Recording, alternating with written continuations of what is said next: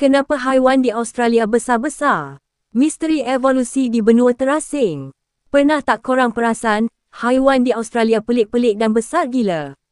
Kanguru setinggi manusia, burung emu yang boleh lari sepantas motor, dan biawak goanna yang panjangnya lebih 2 meter. Tapi persoalannya, kenapa semua ni berlaku kat Australia je? Australia ni memang satu benua yang luar biasa. Ia terpisah daripada benua lain selama lebih 40 juta tahun, menyebabkan evolusi haiwan di sini berlaku secara tersendiri, tanpa gangguan dari luar. Dalam tempoh masa panjang tu, haiwan kat sini membesar, berubah, dan jadi unik berbanding mana-mana tempat di dunia. Pertama, tiada pemangsa besar. Zaman dulu, benua lain ada singa, harimau, beruang. Tapi di Australia, yang besar cuma kanguru gergasi dan burung pemangsa macam Haas Eagle. Tanpa musuh besar, banyak spesies jadi lebih besar daripada biasa, sebab mereka tak perlu sembunyi, malah saiz besar bantu pertahanan diri. Kedua, faktor iklim dan makanan.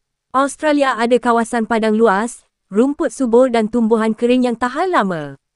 Bila sumber makanan banyak dan ruang luas, haiwan boleh membesar tanpa haid.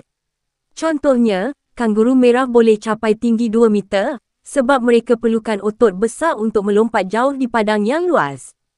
Ketiga, evolusi terasing. Australia terpisah dari dunia luar, jadi haiwan kat sini berevolusi sendiri tanpa campuran genetik.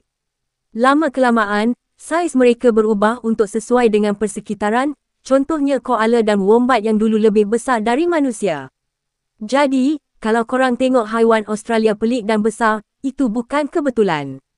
Itu hasil jutaan tahun evolusi, pengasingan, dan persekitaran unik yang membentuk dunia haiwan luar biasa.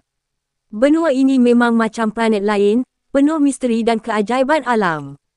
Kalau korang suka fakta pelik macam ni, jangan lupa like, share, dan subscribe sebab banyak lagi misteri dunia haiwan yang bakal kita bongkar.